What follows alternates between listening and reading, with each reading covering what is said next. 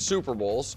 And after just finishing the greatest 3-year stretch in NFL history, they're going to try to have the greatest 4-year stretch in NFL history. But to do that, they're going to have to make it to and win the Super Bowl.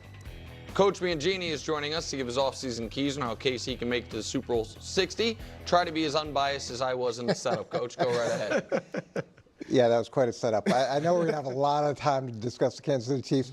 And to not be too obvious here, because we were all able to watch the Super Bowl, but they've got to aggressively attack the offensive line. That's the first issue. So in the Super Bowl, he gets sacked 6 times, which is the most he's ever been sacked in a single game in his career. This past season was the most he'd been sacked in any season of his career. And just to put it in perspective, he got sacked 11 times in the playoffs.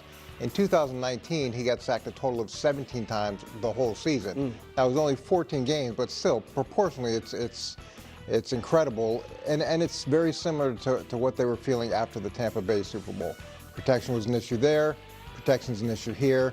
4 different left tackles throughout the course of the season, with Thuney finishing up the year.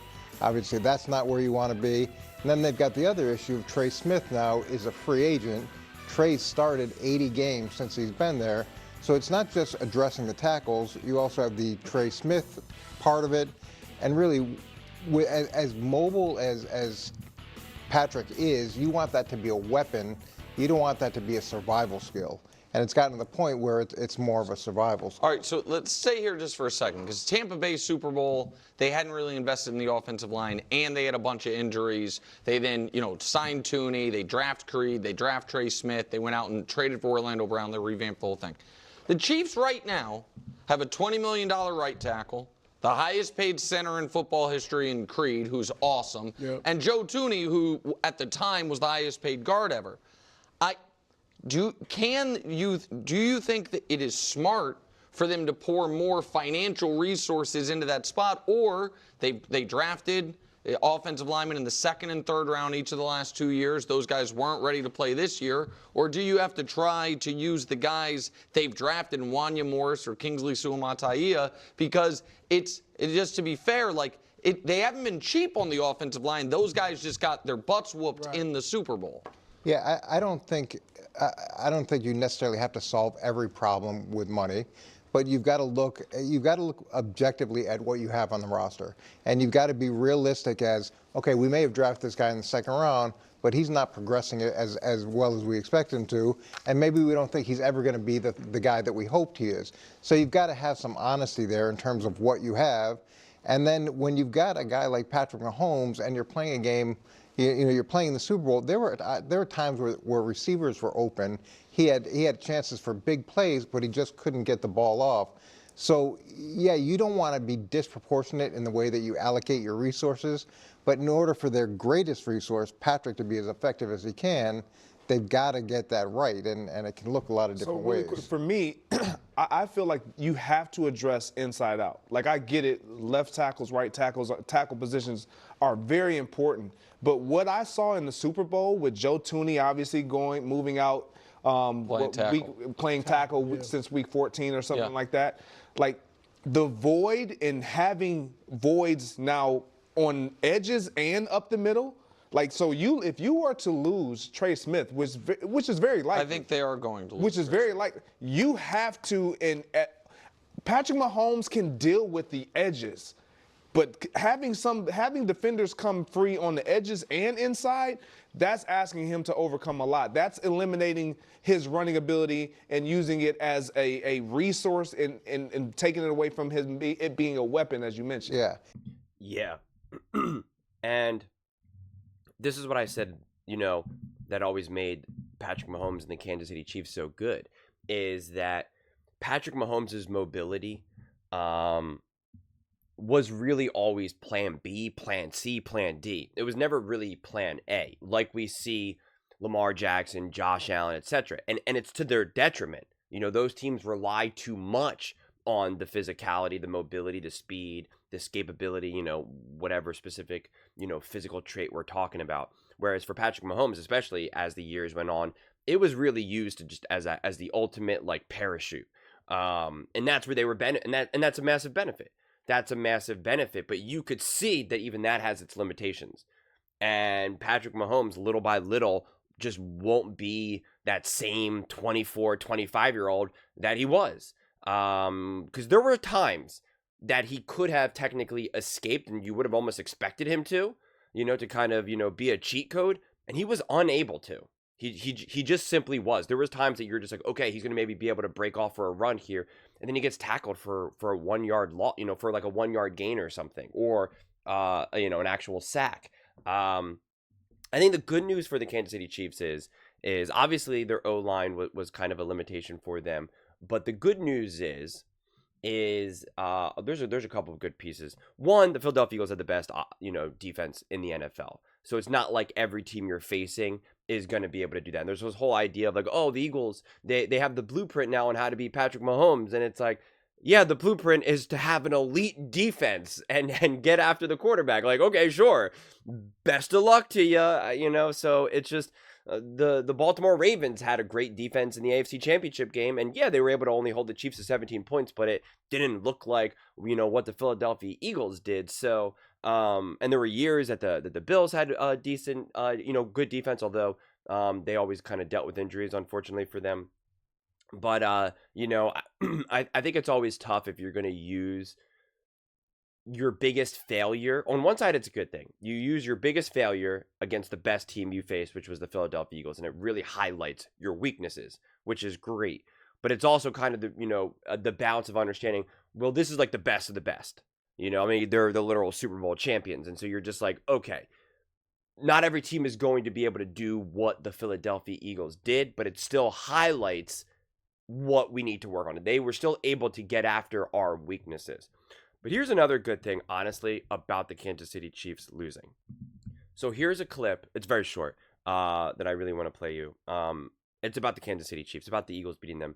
And it kind of talks about this is what I was really hoping for around Kansas City Chiefs content. And I actually think it actually helps the organization of the Chiefs themselves, because you're going to have more honest conversations within the organization as well as outside of the organization, and potentially just have more pressure from the outside pushing within. So listen to this. How good was this team for you? I think they were excellent, and they peaked at the right time. I don't want to take a damn thing away from them. Yeah. 6 sacks with no blitzes. Like, it's insane. You're toast if that's the case. It was the worst fear if you're a Chiefs fan, because you were already nervous about your line. Mahomes was awful. Hurts was really good. But Hurts didn't just outplay Mahomes. Like, he badly outclassed Mahomes, which I thought was pretty nuts. The lesson for me, and this was the single worst game to talk about ever since we've been doing this, almost the analysis didn't matter, because it all came down to, well, the Eagles are better really everywhere. But, you can't go against the Chiefs. Like that was literally including me and including you. It was like, so now I feel like we're back. Now we can analyze football games correctly again. And now we can actually have takes, because the Chiefs had kind of ruined it. How good was? Yep. And that's exactly what I had been talking about kind of throughout this season, and kind of whenever I was talking about the Kansas City Chiefs' potential to win, and how I really felt that the fact that the Kansas City Chiefs losing actually saved sports talk and analysis and stuff like that, because we're back to having real conversations. Because that was leading up to the Super Bowl, it really was just like, well, the Kansas City Chiefs can't bet against them. And it was just like, well, what the Philadelphia Eagles team has the best roster, they're this, that, and they're like, yeah, but it's the Kansas City Chiefs. And it's like, yeah, but what about, Saquon Barkley? They're going to stop Saquon Barkley, because even Nick Wright himself was like, oh, the Philadelphia Eagles were able to do what they wanted to do to every other team but the Kansas City Chiefs. What they did will work for every team but the Chiefs. And it's like, well, what are you basing that off of? Just because. Yeah, but why? Just because. It's like, okay, well, you were right. The Philadelphia Eagles did have to do something differently versus the Kansas City Chiefs, and they dominated the Chiefs even more. And so it really changes the structure of all of this. And I think it actually benefits the Kansas City Chiefs, because you start to really believe in the magic of yourself, of your team, of your coaching staff, of your players. It's just easy. It's just easy to kind of get complacent in that regard, and overlook some of the limitations that you may have as a team. One of the more dangerous things for an organization is for you to really not be that good, but you get into the playoffs or win a playoff game, and then it gives everyone the feeling, hey, we're doing something right. And it's like, no, you were just really fortunate. You were really fortunate. And again, it was kind of the benefit of when the Philadelphia Eagles, in 2023, they were not that great of a team. I got a lot of pushback for that, but they were like, I kept thinking maybe they'll be able to flip the switch and kind of having that optimism. But one of the fears is like if they beat the Bucks or somehow even manage to get into an NFC Championship game, it's like things were clearly not right here. But the fact that they got rolled, it was kind of just like, make no mistake about it, this was bad. You're starting to lose to the Giants and the Seattle Seahawks and backup quarterbacks. You get rolled, wild card. You were just in the Super Bowl last year. Something is wrong. Changes need to be made. And you don't get complacent. And I feel like that is kind of where the Kansas City Chiefs are, because now they're having a real honest conversation of like, well, what do we do with Travis Kelce? Yeah, he's been a foundation of this team. He's clearly not what he once was. And like there's reports that they're kind of hoping that he does retire so they can kind of just be like, all right, great, thanks. We'll throw you a party and, now we can kind of move on. But like, they're facing the actual mortality of this team and the limitations of even Patrick Mahomes and Andy and Spags, and understanding, they just have a clearer picture of what this team is and what this team needs to do, and the directions that they need to go in, and the support that they need, or some of the things that they're able to let go of. And I think it's always important to kind of poke holes into this. And Nick talked about this after the Super Bowl, that invincibility, bubble has been kind of popped. And not only for fans is that jarring, but again, even within the organization, other players, it's just easy. If all you do is get wins, you just start to think like, well, then that just is what it is. And Tom Brady said it best. Honestly, he said, when I won my first few Super Bowls, he was just like, this is easy. Like, he genuinely was like, this is easy. And then it wasn't until he kind of went on a long streak of doing nothing that he was like, oh, never mind. Like, this is actually really, really, really, really, really hard. There's nothing easy about this. But even Tom Brady himself in the beginning of his career was like, oh yeah, this is easy. And that's what everyone starts to feel. Mahomes starts to feel that. Andy starts to feel that. Maybe not Andy as much because of he already had such a long career before that. But I don't know. He could probably start to think like, hey, things are different, baby. We got Mahomes. I got Spags by my side. Like, we good now. And like, it's just it kind of snowballs. So I just think that ultimately, that is such a crucial part for the Chiefs to kind of return. If anything, that's honestly, that's the biggest key is having a real discussion about what needs to take place in order to evolve and grow. And, like we see that the Kansas City Chiefs, what they looked like back in 2018 and 2019 is not what they looked like in 23 and 24. And what they look like in 25, 26, 27 won't necessarily look like what they looked like in, 23, 24. Things are always kind of evolving, changing. Patrick Mahomes' game will probably have to continue, not probably, will definitely have to continue to evolve and grow, which will then change how Andy Reid approaches all of this. It's always a moving target. Football teams are always living and breathing, and the best teams are always kind of changing, evolving, and growing. Sometimes it's just 2, 3, 4 steps forward, and then it's like, hooray, we really did it. And sometimes it's 2, 3 steps backwards, and then you kind of have to go 1 step forward, another step forward. It's just like it's almost never linear. And I feel like that's where the Kansas City Chiefs are right now. But again, the best thing that they have going for them is they have great ownership, great management, great coaching.